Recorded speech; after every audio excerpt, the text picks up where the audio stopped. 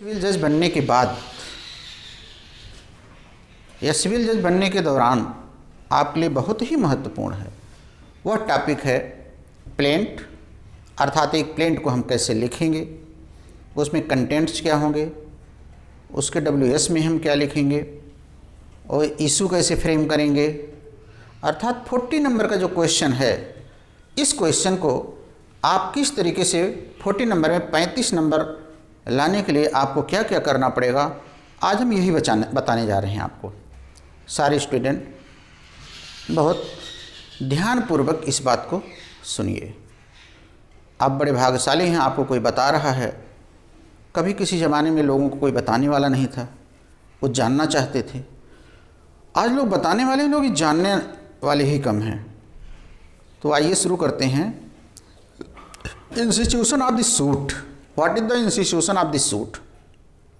अर्थात सूट को जो दाखिल किया जाता है उसी के बारे में जो आपका पहला पॉइंट है वह है व्हाट इज सूट। सूट क्या है? सबसे पहला point what is suit. Suit क्या है इसको आप देखिए। सूट में छोटा छोटा बनाना, छोटा छोटा, हाँ। सूट क्या है आप देखिए।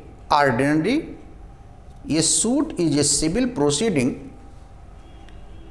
Instituted by the presentation of a plaint. यानी एक सूट होता क्या है, इंग्लिश में आप सुनिए ध्यान से। Ordinary, a suit is a civil proceeding instituted by the presentation of a plaint.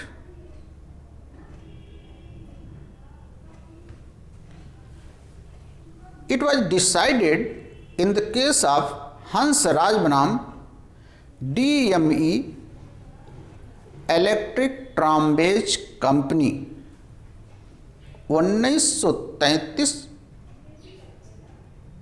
Privy council. 1933 privy council. अब सुन ली।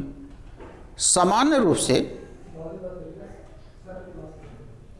रूप से वाद एक ऐसी सिविल कार्यवाही से, वाद का तात्पर्य एक ऐसी सिविल कार्यवाही से है जो वादपत्र के प्रस्तुत करने से शुरू होती है। जो वादपत्र को प्रस्तुत करने से शुरू होती है। आपका सेकंड पॉइंट जो अगला है essential of A suit. What is the essential of A suit? Essential of suit आप देखिए। एक सूट जो होता है उसमें क्या एसेंशियल्स होते हैं, जिसमें पहला है opposite party. There must be a opposite party. Suit में पहला है एक अपोजिट पार्टी होगा, और दूसरा है सब्जेक्ट मैटर इन डिस्प्यूट। पहला विरोधी पक्षकार और दूसरा है विवादित विषय, सब्जेक्ट मैटर,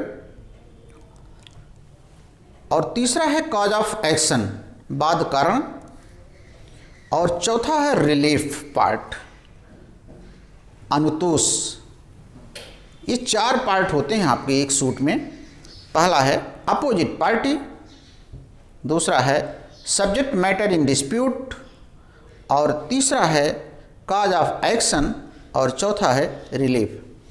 विरोधी पक्षकार, दूसरा है मामले की विषय वस्तु, तीसरा है वाद कारण, और चौथा है अनुतोष। ये 4 पॉइंट आपके पास होते हैं। आइए नेक्स्ट पॉइंट पे आते हैं जो काफ़ी इम्पोर्टेंट है, और हर पॉइंट को आप देखते जाइएगा। प्लीडिंग। पहले आपने सूट पढ़ा, दूसरे आपने एसेंशियल एलिमेंट पढ़ा, और तीसरा हम पढ़ने जा रहे हैं प्लीडिंग। प्लीडिंग क्या होती है?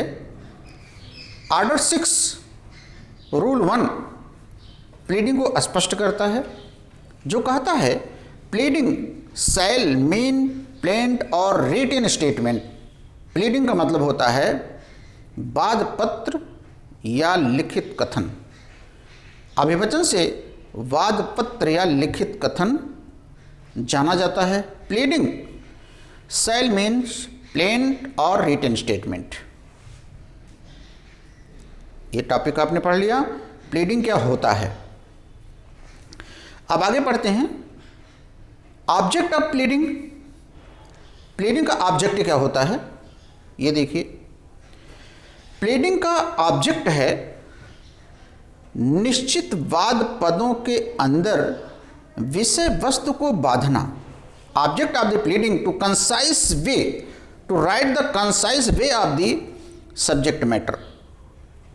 अभिवचन का मुख्य उद्देश्य विवादित विषय वस्तु को संक्षिप्त रूप में पेश करना।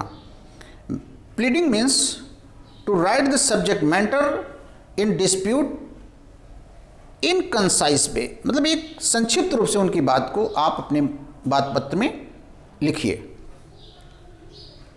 जिसके कारण वाद व्यय कम आता है और विलंब भी नहीं होता है। बहुत लंबी चौड़ी प्लीडिंग आपने बनाया 20, 50, 60, 100, 400 पेज का, एक संक्षिप्त वे में ही सारी बात आपको लिखना चाहिए। तो आपने सूट पढ़ा, एसेंशियल ऑफ द सूट पढ़ा, प्लीडिंग आपने पढ़ी। अब आइए पढ़ते हैं रूल ऑफ प्लीडिंग, जो सबसे इंपॉर्टेंट है। एक प्लीडिंग बनाते हैं जब, तो उसके रूल्स क्या होते हैं प्लीडिंग के, ये देखिए। प्लीडिंग के जो रूल्स होते हैं,